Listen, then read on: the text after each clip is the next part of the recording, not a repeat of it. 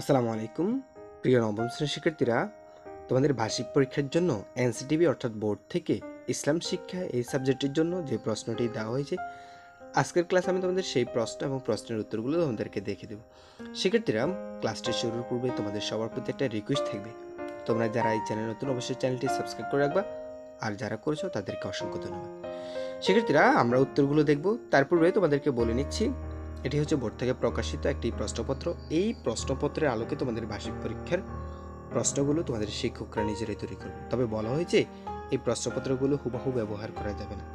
এখন তোমাদের এই প্রশ্নপত্রটি কতটুকু পরিবর্তন করে তোমাদের ওই সাবজেক্টের শিক্ষকের উপর নির্ভর করে এই প্রশ্নটি পরীক্ষাতে আসবে কিনা হুবহু সেটা নির্ভর করে তোমাদের ওই শ্রেণীর শিক্ষকের বা ওই সাবজেক্টের শিক্ষকের উপর।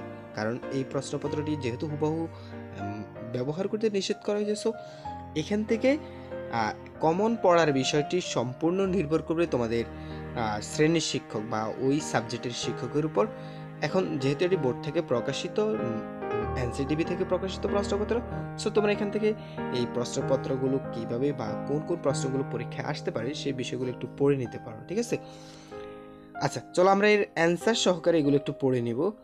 এখানে ডান পাশে কিন্তু অ্যান্সারগুলো দেওয়া আছে, তোমরা একটু কষ্ট করে একটু মিলিয়ে নিবে, ঠিক আছে? আমি জাস্ট একটু তোমাদেরকে দেখাচ্ছি।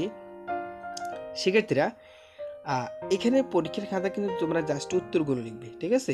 মনে রাখবে এটা কিন্তু বোর্ড থেকে প্রকাশিতই, এটাই তোমাদের প্রকাশিত মূল প্রশ্নপত্র বা আসল প্রশ্নপত্র। বাট এটা কিন্তু বোর্ড থেকে যেহেতু নিষেধ করা হয়েছে, তোমাদের শিক্ষকরা হয়তো এটা পরিবর্তন করে দিতে পারে। এখন এটা হুবহু পরিবর্তন করে নাকি এটা হুবহু পরীক্ষা দিয়ে দেয়, আর সেটা তো তোমরা বুঝতেইছো, এটা কি তোমাদের স্যারদের উপর নির্ভর করবে। তবু আমি তোমাদেরকে দেখিয়ে দিচ্ছি, এই যে এখানে এক কথা প্রকাশগুলো, ঠিক আছে? এরপরে হচ্ছে এখানে তোমাদের সংক্ষিপ্ত প্রশ্ন। মনে রাখবে ধর্ম বিষয়ের কিন্তু প্রশ্ন কাঠামো একটু ব্যতিক্রম আছে মানবন্টনে। এখানে কিন্তু সংক্ষিপ্ত প্রশ্ন হচ্ছে 25 এবং রচনামূলক অংশ হচ্ছে 50। দেখছো, এখানে কিন্তু অলরেডি 75 নম্বরের পরীক্ষা, এগুলো কিন্তু কোনোভাবে মিস করা যাবে না। আর তোমরা তো আরেকটা বিষয় জানো, 40-এর নিচে কোনো শিক্ষার্থী যদি 3টি সাবজেক্টে নাম্বার পায় সে ফেল বলে বিবেচিত হবে, ঠিক আছে? তো এই বিষয়গুলো মাথায় রেখে ভালোভাবে পরীক্ষা দিবা। আচ্ছা, আমরা এগুলোর একটু অ্যান্সারগুলো দেখে নিই, ঠিক আছে? গ পার্টের এই প্রশ্নের অ্যান্সারগুলো একটু দেখাচ্ছি তোমাদেরকে, দাঁড়াও, তোমরা একটু কষ্ট করে মিলিয়ে নিবা। এটা হচ্ছে গ পার্ট, এই সংক্ষিপ্ত প্রশ্ন 1 নাম্বার, এটা হচ্ছে 2 নাম্বার, এটা হচ্ছে 3 নাম্বার। আচ্ছা, 3 নাম্বারের কিছু অংশ এখানে থাকবে, এখান থেকে থাকবে, দেখো এখানে আছে। এরপর 4 নাম্বার এখানে আছে, এরপরে 5 নাম্বার এখানে। আচ্ছা, এরপরে হচ্ছে তোমাদের রচনামূলক প্রশ্ন, এখানে রচনামূলকগুলো দেখবো। তার আগে আমরা একটু রচনামূলক প্রশ্নগুলো একটু দেখে নিই, ঠিক আছে? আচ্ছা, তোমরা একটু প্রশ্নগুলো একটু দেখে নাও। এখানে যদি একটাতে 10 করে 5টা প্রশ্নের অ্যান্সার করতে হবে, অনেক বেশি নাম্বার, 5-10-50 নাম্বার, ঠিক আছে? আচ্ছা, একটু প্রশ্নগুলো একটু দেখে নাও তোমরা, এরপর আমি তোমাদেরকে উত্তরগুলো দেখিয়ে দেবো, ঠিক আছে? আচ্ছা, তোমরা একটু প্রশ্নগুলো দেখেছো, ঠিক আছে? এরপর আমরা এখন উত্তরগুলো দেখবো।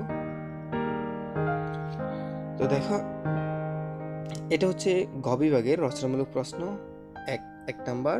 এরপরে দেখো এখানে আমরা আসি, 1 নংয়ের কিছু অংশ এখানে আছে, ঠিক আছে? এই যে কিছু অংশ এখানে আছে। তো এরপরে দেখো 1 নম্বরের পর হচ্ছে যে এখানে 2 নাম্বার প্রশ্ন। এরপরে এখানে থাকবে তোমাদের 2 নাম্বার প্রশ্ন এখান পর্যন্ত আছে, 3 নাম্বার প্রশ্নের উত্তর। এরপরে তোমাদের এই যে ডান পাশে চলে আসে আমরা একটু, 3 নাম্বারের পরে হচ্ছে 3 নাম্বারের কিছু অংশ এখানেও আছে, দেখো এই যে দেখো এখানে 4 নাম্বার প্রশ্ন, এখানে 4 নাম্বার প্রশ্নটি, ঠিক আছে? শিক্ষার্থীরা, তোমরা একটু ভালো করে পড়বা। আর তোমাদের সবার প্রতি একটা পরামর্শ থাকবে শিক্ষার্থীরা, তোমরা কি করো, এই যে এই বোর্ড থেকে যে প্রশ্নটি দেওয়া হয়েছে তোমরা তো এটা তো পড়বা, ঠিক আছে? তবে এটা থেকে যে আসবে এমনটা না, তোমাদের শিক্ষকরা হয়তো প্রশ্নপত্র চেঞ্জ করে দিবে, কারণ সেটার অনুমতি বোর্ড থেকে দেওয়া হয়েছে।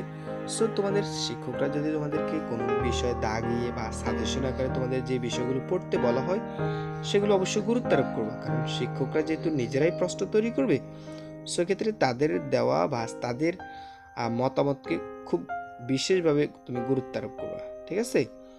আচ্ছা শিক্ষার্থীরা, তো এটা 6 নাম্বার ছিল। এরপরে দেখো ডান পাশে হচ্ছে 7 নাম্বার। আচ্ছা, এখানে দেখো এই যে 7 নাম্বার হচ্ছে এখানে 7 নাম্বারের অংশগুলো এখানে, এরপরে এটা হচ্ছে 8 নাম্বার, এরপরে এই যে দেখো, ঠিক আছে শিক্ষার্থীরা। এরপরও তোমাদের কোনো বিষয় জানতে যদি ইচ্ছা হয় অবশ্যই কমেন্ট করে জানাবা। তোমাদের সবার জন্য দোয়া রইল, ইনশাআল্লাহ তোমাদের পরীক্ষা অনেক ভালো হবে। তোমরা সবাই ভালো থাকবে, সুস্থ থাকবে। ধন্যবাদ সবাই।